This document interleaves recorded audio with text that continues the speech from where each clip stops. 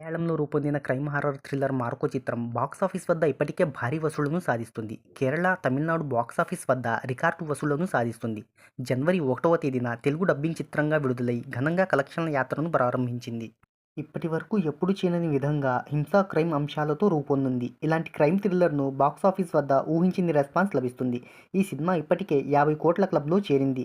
హిందీ, తెలుగులో భారీ వసూళ్లతో బాక్సాఫీస్ జర్నీని చేపట్టింది. మలయాళంలో తొలి రోజు ఈ చిత్రం 4.5 కోట్లతో బాక్సాఫీస్ వద్ద వసూళ్ల జర్నీని ప్రారంభించింది. తొలి వారం ముగిసే సమయానికి 28 కోట్లు, 40 కోట్ల గ్రాస్ వసూళ్లను రాబట్టింది. రెండో వారంలో 40 కోట్లు, 60 కోట్ల గ్రాస్ వసూళ్లను రాబట్టింది. ఇప్పటివరకు ఈ చిత్రం ఓవర్సీస్‌లో $3.5 మిలియన్ అంటే సుమారుగా 30 కోట్ల రూపాయలను సాధించింది. తమిళనాడు, కన్నడ రాష్ట్రాల్లో కలెక్షన్ల వివరాలు అందాల్సి ఉంది. జనవరి 1వ తేదీన తెలుగులో రిలీజైన ఈ చిత్రం 1.25 కోట్ల షేర్ను, 3 కోట్ల గ్రాస్ వసూళ్లను సాధించింది. ఈ సినిమా 13 రోజుల్లో 80 కోట్ల రూపాయలను వసూలు చేసింది. త్వరలోనే 1000 కోట్ల క్లబ్‌లో చేరే అవకాశాలు పుష్కలంగా ఉన్నాయి.